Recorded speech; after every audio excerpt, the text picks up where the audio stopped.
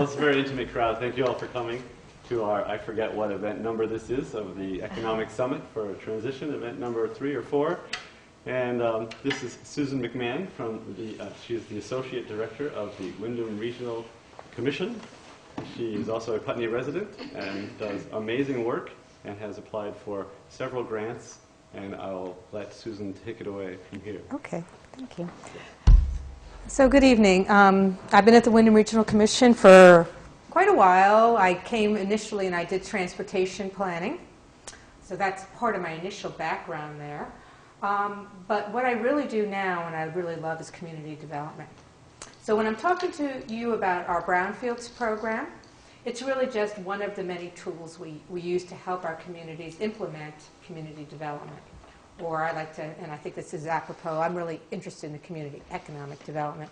So it's really, and I have a couple examples. One of them is one that's near and dear to you in Putney. But we can talk also a little bit more about community development and what Wyndham Regional Commission does working with their communities. And in my slide, I'll talk a little bit about who we are in case some of you don't know who the Wyndham Regional Commission is in a second. So let me get started. And this is our region. It's in southeastern Vermont. It's 27 towns. We were the first regional planning commission in the state, started in, I think, 1965. And it tends to be more along a watershed or a bioregion than other regions in the state. Because that's how we all joined together. It was started because of some international paper was redeveloping some land, I believe, in the Mount Snow area, and there was some questions. So it was really a bunch of communities got together and formed the Regional Commission.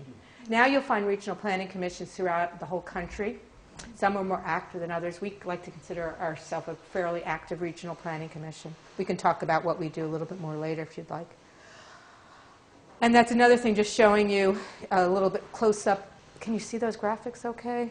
Of, yes, I was right, 1965. And so we're all of Wyndham County, 3 Bennington towns, and 1 Windsor County town.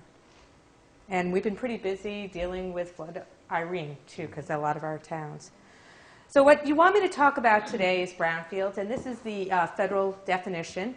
So, and the important thing to think about when you read that definition, I'm not going to read it to you, but is it's also, brownfields are lands that can be perceived to be contaminated or are contaminated. And the perception is really an important issue. Sometimes people choose not to redevelop a brownfield site because there's a perception, oh, that used to be a gas station long time ago. In fact, there's actually quite a bit of old properties in our villages and downtowns that were gas stations in the 30s and 40s, and nobody even knows that anymore.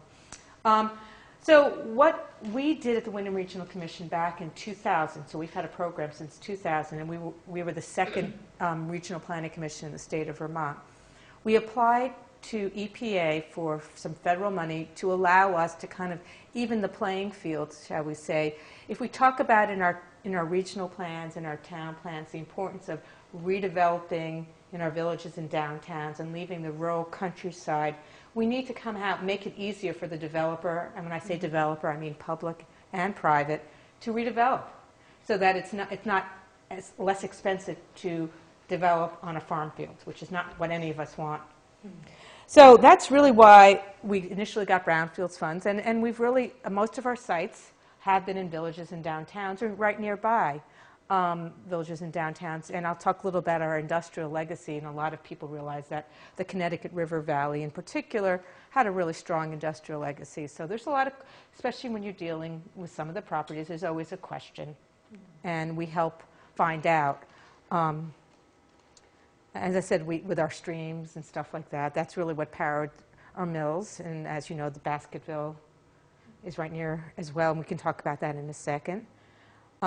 And if you look at this map here, this is really showing you our watersheds, as well as look at all those are a study we did on economic development, and about, I think they were properties over 5,000 square feet. And you begin to see that most of it is developed right along the watershed. So, And SD Oregon was one site that we've done work on, and we've helped the owner, private owner, redevelop, well, get the brownfield stuff. She's doing her own redevelopment. And that looks, does that look familiar to you all? That's Basketville. Yeah. Well, not the main store, but across the street. That's the warehouse. So, and as I was saying earlier, that people often shy away from this. And one of the things about our program is we also have been doing a lot of education. That we have funding available, but we're also trying to get people, they don't have to always come to our program, but we have funding available to help with brownfields.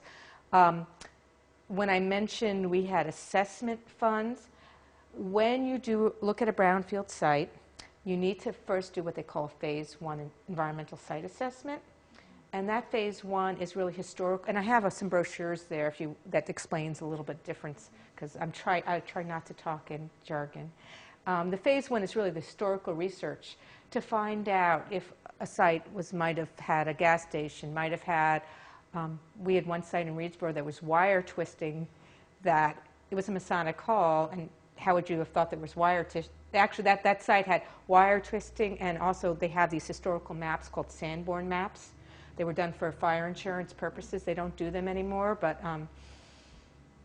they're really a wealth of information. It showed a former gas station right there. So there was a question about perception, and a nonprofit group was purchasing that site. So we really recommended, if you're going to purchase it, you really should look into it. And it's right in the heart of Reedsboro Village. So we did the Phase 1 that said to us, okay, the historical research, and you also interview people, and you look around the site, said you need to do some more testing. In that case, we did the testing, and they look at the soils and the groundwater, and sometimes we do buildings testing depending on the site. Found out it was perfectly clear. But the perception there might have stopped somebody from reusing it. So that's a perfect example. And the nonprofit group, Reedsboro Hometown Revitalization, I can't remember their name now, has bought the property and is working with Preservation Trust of Vermont and Wyndham Regional Commission and a whole bunch of other groups in redeveloping it. So, and it's a really beautiful building in the middle of their village. And the other thing I'm proud to say, so to date we've recently got a new grant for we've used up $950,000 for assessments. We've worked to help people get cleanup funding, so it's not just testing. As I said, it's part of our community development program, so we're helping people find out how to clean up and how to get some redevelopment funds. And so we just got another $400,000 for assessments. But the big thing is we got $1 million revolving loan fund, which we're very proud of, on our first attempt. And we'll be able to grant 50% of that funding to nonprofits and municipalities if they want to clean up a site. And 50% of that funding is available for low to very low interest loans. Because, again, we're not here to try to make money off of it. We're here to try to get these sites redeveloped. But for private, we can't give out grants, and we shouldn't give out grants. So anyway, so that's very exciting, and we're getting that off the ground. And I'm going to talk to you about actually 3 properties. One is, and that's really the point. This was actually a poster that was done for a Brownfields conference. It's not about the contamination. It's really about reusing the site and recycling the site. This was the Commonwealth Yogurt site. It was an unusual site because it wasn't in a downtown or a village center, but it was a former salvage yard. And the Commonwealth Yogurt folks got extra funds because it was also, a brownfield is also in a new market tax district, so they were able to get some new market funds. So they needed, it was a help them to have a brownfield site, which helped us because they cleaned up a site. So just to get a sense, and I want to make it really clear that it's all been cleaned up there. So I used to get parts from that cell. So you know. I know. You know. Went on for acres. Yeah. And then there was an upper yard as well. Yeah, well. But again, I want to make the point that it was actually not really, in this case, it really wasn't contaminated. It was more just cleaning up the mess that was left behind. What happens to the stuff that was It's sent to the appropriate landfills that it needs to go to. There's a whole bunch of stuff that you have to get the state to sign off and see where things are going, so it's watched really carefully. But in this case, there was no contamination found. It was more the fact that it had to be just cleaned up. I hope some of it was salvaged. I'm sure they salvaged what they could. I know they did. That was not part of what I was working on. I was really helping them with just clearing up the concerns about the site in a very short period of time. And so we basically got involved in the fall of 2010, and the project was complete by 2011. Now, they've been working on it, only our little piece of it. But that was unheard of for a brownfield site to go that quickly because there were jobs involved, tax credits involved. And to us, Winter. yeah, it was, and it's actually more than 35 jobs. Last count I heard there's about 50 jobs. And to us, it's not just about the jobs, it's also the ability that they're getting so many million pounds of fluid milk. And to us, that's a success that it's helping our working landscape as well. And so again, this is one point of brownfield, is to make something good out of something that was considered contaminant and challenges. So I think you guys might know this project. That's the Aura dot. That's, yeah, I think that's in the right location. Star, it's a star, not a dot. Yeah. So that's a better picture than the one I saw before. The other one was, was dark, made it look worse. But there's challenges there. Not that, let me just make it really clear. When we were involved in doing the initial phase 1 and phase 2, and it was done on behalf of the prospective purchaser. In that case, it was Brattleboro Area Community Land Trust. They changed their name since then. And again, yeah. And Housing Vermont. And so we were doing that on behalf of where they were siting things.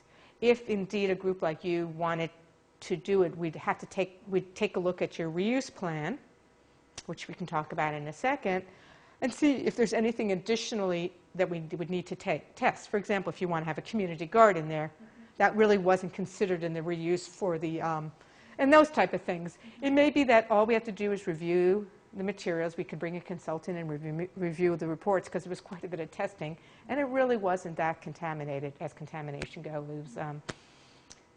pHs, which are from incomplete burning, they do need to be dealt with, but there's different ways to deal with it. As I think I've explained to Daniel before, sometimes you can cover it over with grass and just not dig there anymore, or you can cover it over with pavement that might be where you want to put your access. So there's ways to deal with it that allows you to start getting some of your infrastructure put in for a project. So as we know, there's very strong interest from Transition Putney. I know that. We pulled together, John Knopper came to us as well. We pulled together an EPA Department of Energy grant, and I don't know if Daniel's brought that up to you guys yet, but it was called Repowering American Landscape. And it's basically, we came up with a cute title, Baskets to Biomass. We left it open that it could be other types of energy production there, but we talked a lot about biomass because of the potential to, so I finally found out, we'll find out at the end of this month whether or not it's going to get funded. So as a grant. Actually, it's a grant for services. The Department of Energy's National Resource Energy Lab will come with EPA and bring in a bunch of technical services to help look over if doing energy generation on that site really makes a lot of sense. So you'll kind of get, if that's the case, it'll give you a lot of jumpstart information that you would like to know. I mean, I'm sure a lot of you know some of the stuff that you can do there, such as the solar potential, but it will help you. It'll help you just jumpstart it. So hopefully we'll find out soon. The other grant that we put in is the National Endowment for the Arts grant, and this would allow you to get some design work done on the site, bringing the community involved. That we'll hear about in April. So effectively, you would be having a series of meetings that would be like Mhm. what's the? We are, right, yes. It's through the Center for Creative Solutions at Marlborough College. They started this thing called the Center for Creative Solutions a couple years ago to bring in participants from outside the area to work with communities and to also learn. The participants are paying to learn, but they're usually they're mid-career professionals trying to learn. The Center for Creative Solutions is really about interdisciplinary work. So you might have, in fact, one of the because it's the National Endowments for the Arts. I don't know if you're familiar with Michael Singer's work. He's the artist that we put in there. He works with architects and engineers. So we thought it would be interesting.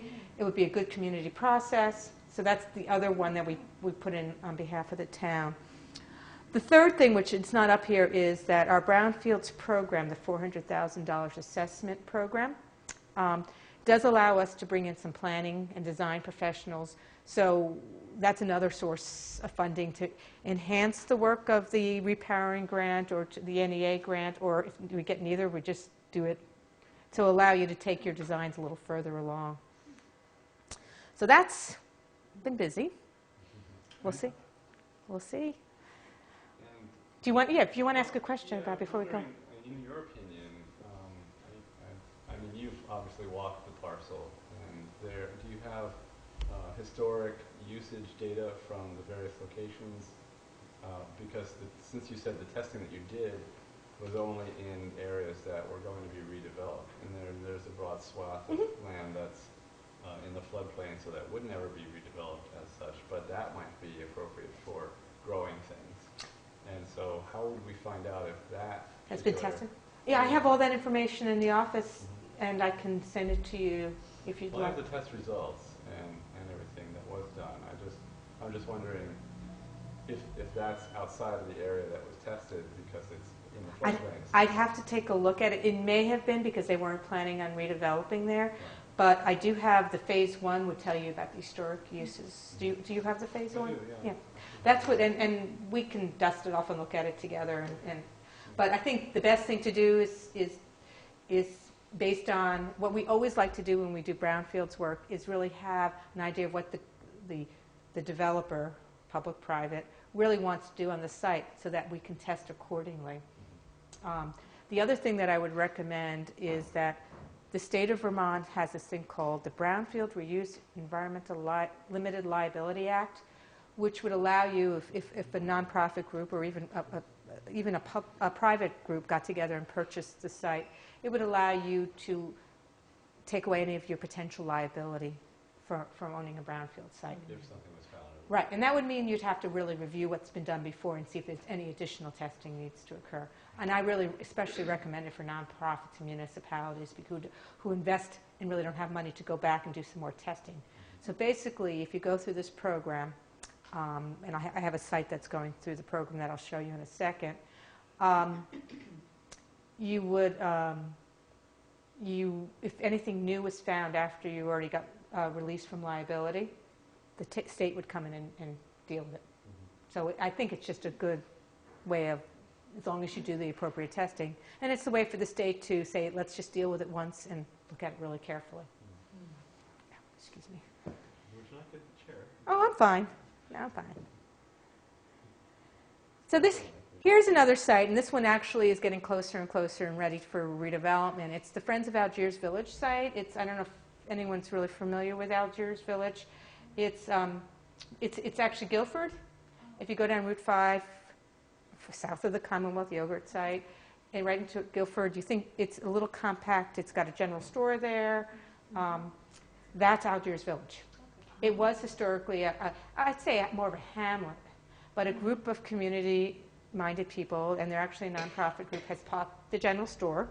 Sounds familiar. They've actually looked at the Putney project quite a bit. They have redone a corner, working with Wyndham Windsor Housing Trust, have redone a corner lot for, I think it was 5 units of affordable housing. They have bought some other property in town. So they've really taken a proactive approach and have bought property, held it till they can get it redeveloped. And in this case, they're holding it while the Wyndham Windsor Housing Trust is moving along with their development plans. So this is a site that is, again, not heavily contaminated. There's some petroleum-related products and some PHs again, and it's just it's a small cleanup, and we were able to actually get them some cleanup funds, which hopefully will be starting shortly, and they'll hope to begin construction on the affordable housing this winter. So that's been a site we've been working with for a while. They're also working on bringing a water line, because one of the things is that once, just in a lot of these historic villages, to do infill there, you really need to have some infrastructure there. In this case, so they're bringing a water line in, and they're starting construction as well. And that they couldn't redevelop without it, so they got that. So we've been helping them, and it's very exciting. And the cleanup really is not going to take much. So there's another good example. What does their plan look like? What does their plan look like? Oh, I don't have it with me. Maybe I do on one of my. But it's basically they're building a, I think, 2-story building right on the edge. Here, let's go back to. Let's see if you can. What you do is you pull the whole card out about 10 feet and then zooms it out. Yeah, but it's not a great picture. You see where the arrow is? Mm-hmm. They're building right over there, So that's across from the garage? across from the fire station. Fire station. Mm-hmm. Is that Route 5 in North? Yes. Mm-hmm. Yes.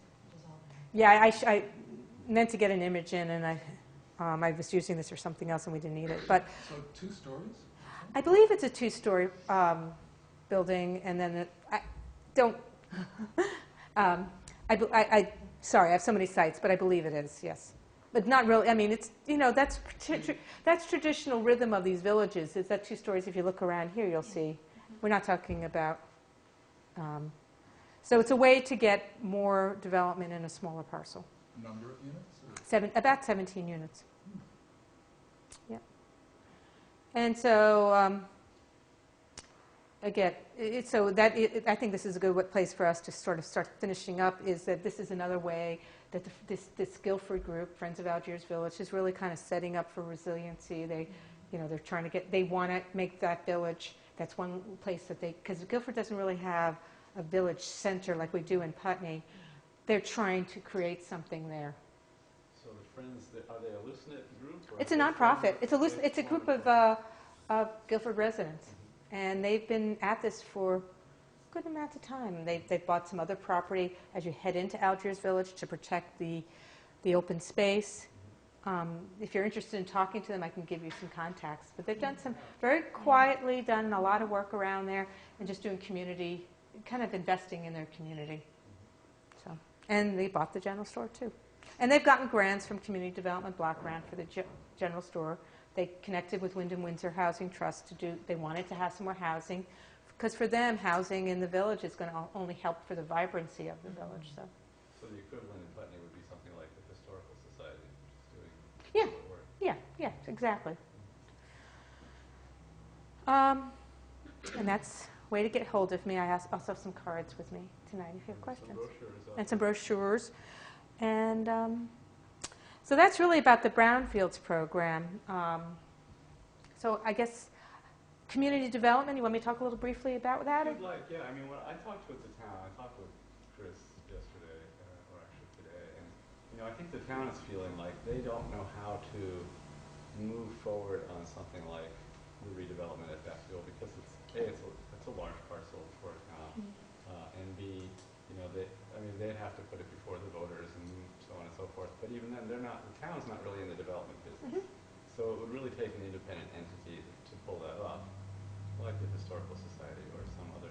We haven't actually formed anything yet, and so that's something that I guess we would be curious about learning more how the process goes, or maybe it's just more straightforward than that, and you just form it and create a mission statement, decide. It's work. Sometimes some groups kind of get a sponsor organization at first, because it does take some work to become a nonprofit. So, as you probably know, you sounds like you've been through that.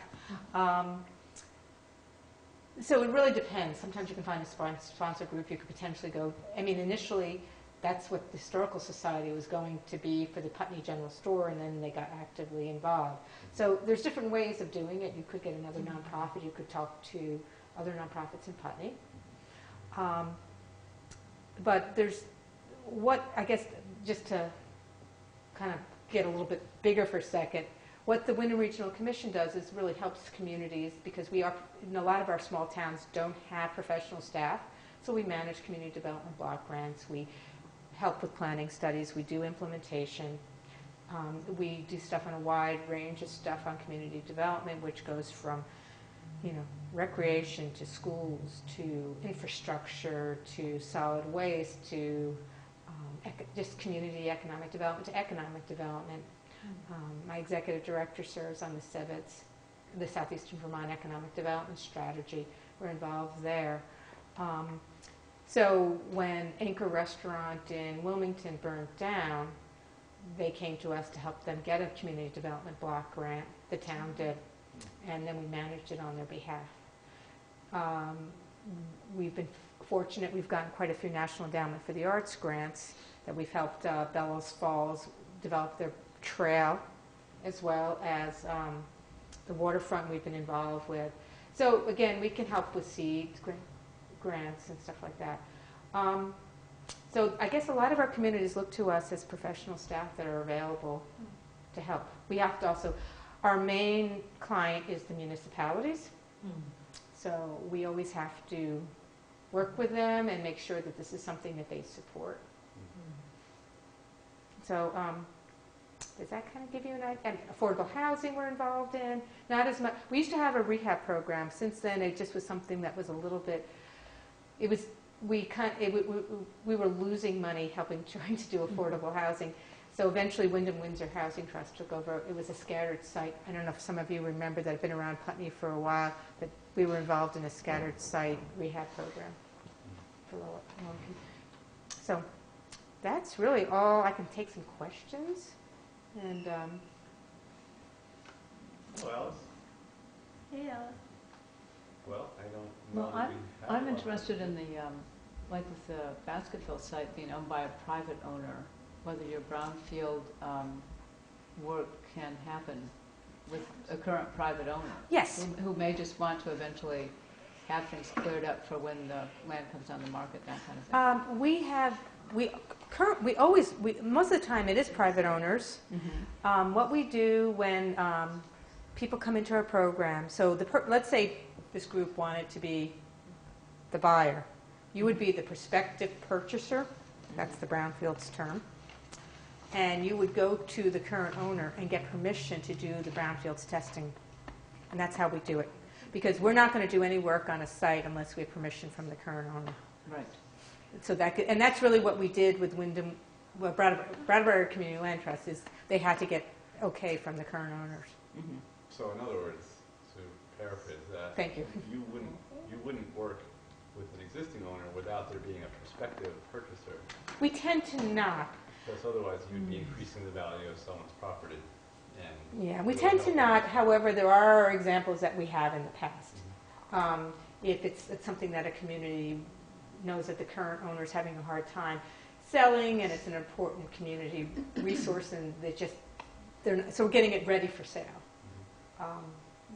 So we can, but we prefer to have a new group coming in and purchasing it. And that doesn't apply to the EPA grant in this case. In other The words, Department if of you get Energy the one? EPA grant from DOE, right? Okay, yeah. And they come in and they give technical assistance on the existing property without a potential purchaser in place. That's fine. This is helping. I think in this case, they're trying to figure out the likelihood, the possibility, and we had to put letters, as you know, in there showing that people were interested. Oh yeah, I think there is big interest in Yeah. this, So. but we're just trying to figure out how we can move forward. Because it looks like the town, I think there's a lot of people in town that support. You wouldn't know it by the amount of people here tonight necessarily. But Well, I've 6 talked to a lot o'clock of came people. and went. There is a lot of support, and in fact, the Conservation Commission just decided to support the project as well. But going the next step of from building support to actually forming a group has been a little. I would suggest. I think there's two groups that. I know I worked with the Reedsboro group for a long time, till they decided they were actually a loosely grouped. Again, I can't remember, but I can give you contacts in Reedsboro.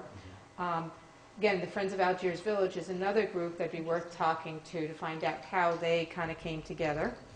I assume there are feasibility studies that they do that might be something that we would want to consider doing. Right. first. Yes, the Friends of Algiers Village, they were working with the Wyndham Windsor Housing Trust and did a feasibility study for the Algiers Village. You can get some money from Vermont Housing Conservation Board because they were planning on doing housing on that site. So there are sources of funds, and then there's also kind of a feasibility study we could do through our Brownfields program or through the National Endowment for the Arts program.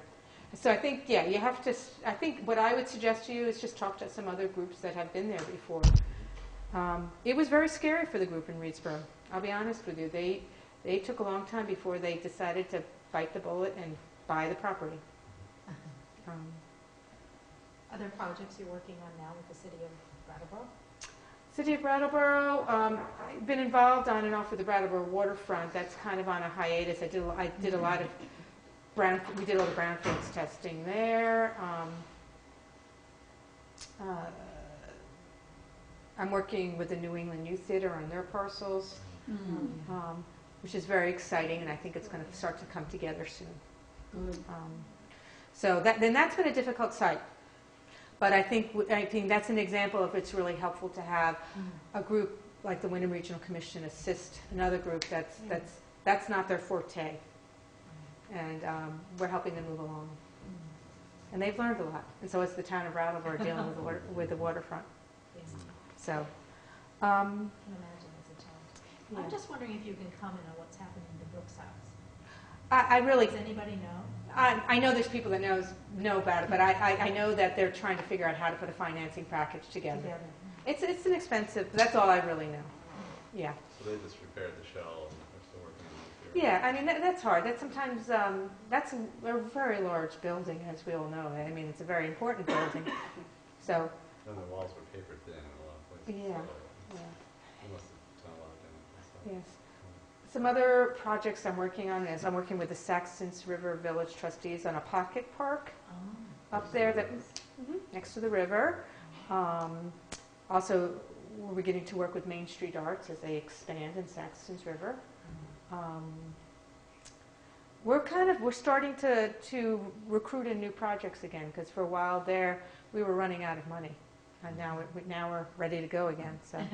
So I will actually. It's good for me to be out talking because, you know, you might come across as you're trying to do transition Putney work. You might see that there's another parcel in the village or even on the outskirts, and maybe we can do stuff on petroleum sites as well. There might be, you know, building that, you know, you can tell by walking around. Maybe it was a gas station. So, and then again, if you ever hear somebody want to reuse a site that wants to purchase it, our program can help. What about the old paper building in Bellows Falls? Is that Yes, I've been very involved in that one. Yes, that the TLR building, the one as the one that didn't get the grant from the city?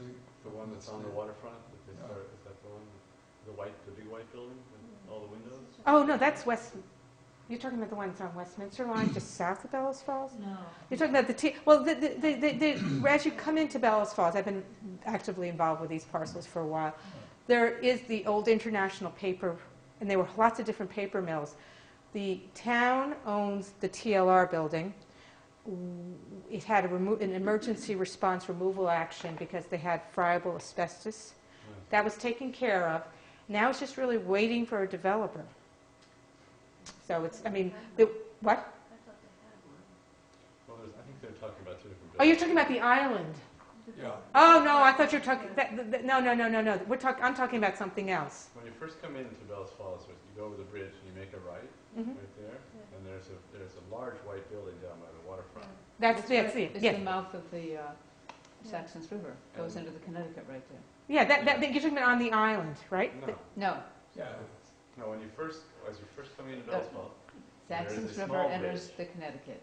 that you cross. Right, over, and that's, yeah. where the high school is up on the left. Oh, that's Westminster there. Oh, okay. That's Yeah, it's still that was Westminster. it's owned by somebody who's doing this on his own. Well, yeah, they ran out of money, and that's where it ended. That's after correct. taking out all the windows.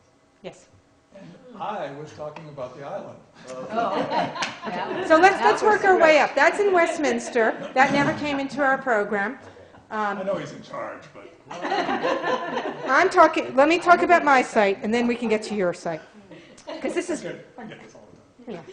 Yeah. No. So what I was talking about is as you come over into Bellows Falls, if you look down, you'll see like there's a building called that was one of our brownfield sites, and it's finished.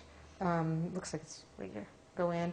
And then if you look down, there's all this property that you can get access to the Connecticut River.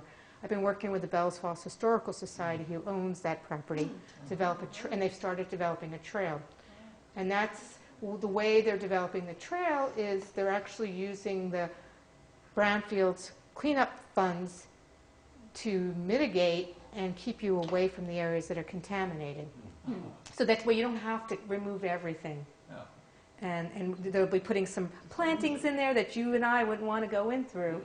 And it's really, what's really great about that project is it's a very densely developed village with no access to the Connecticut River.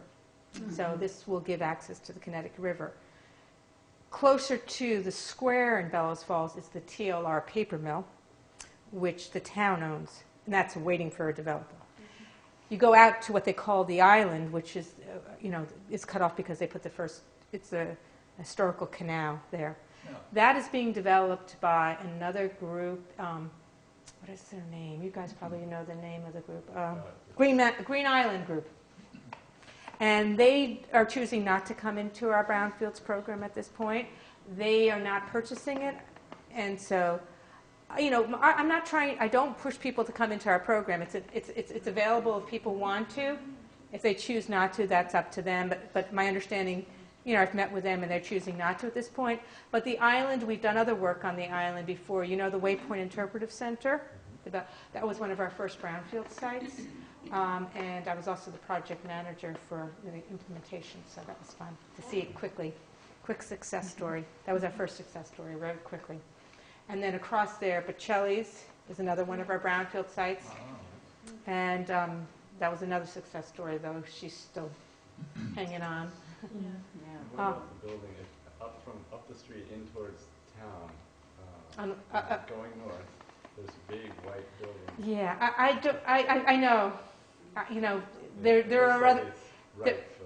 Yep, and the island is ripe for some testing and stuff like that. But again, that's an area that we might be able to help the community with what we call area-wide planning when we're ready. So it's fun. It's fun stuff, I think. Oh, yeah. I took a drive recently because I hadn't been. So I went up through Springfield and Hartford and Heartland and Windsor and just drove and drove and drove and drove. Ended up in Woodstock on a rainy Sunday. And I was looking at Springfield and it reminds me of Torrington, Connecticut, where there are all these former buildings that are just sitting here. They're actually doing, that's been a hard, Fascinating. well, they've actually worked really hard, Springfield. They were the first regional planning commission in the state to get brownfields funds and the first regional planning commission to get a cleanup grant. Their sites tend to be a little bit more complicated and a lot bigger. And so they're actually doing amazing stuff, and they've worked on this for years, and the things are beginning to turn, those buildings are beginning to get reused, so it's very exciting. Very exciting. Yeah. So, Thank you so any much. other questions? I guess one of the things we're looking at here is creating something that could potentially be like an incubator or a business development center. But that's really beyond what you do. You help prior to that point. Yes, and one of the things is you should talk to Brattleboro Development Credit Corporation. And I believe they came in and talked to you guys. Yeah, I know they're interested in. They're still working it out, but we've been meeting and we're talking about us helping with the planning and then helping with more of the economic development, traditional stuff. So you should definitely talk to Jeff Lewis. And, So EPA works with the DOE a lot on repowering? no, this is a brand new program, and we jumped on it because we thought of the Basketville site. Have you grasped any interest in DOE on production for alternative fuels? That's not really my area of expertise at the No, it's commission. theirs, Yeah. but I just wonder if you've been through here before. Yeah, no, I actually, honestly, I can't even answer that question. But, in fact, you all would probably know more about it than I would even. No, I'd like to ask them, yeah. Yeah. Well, when they come to town, when we get the successful grant. Well, good luck. Yeah. Thank you for your presentation. You're welcome. Yeah. Oh, that's great. Thank you.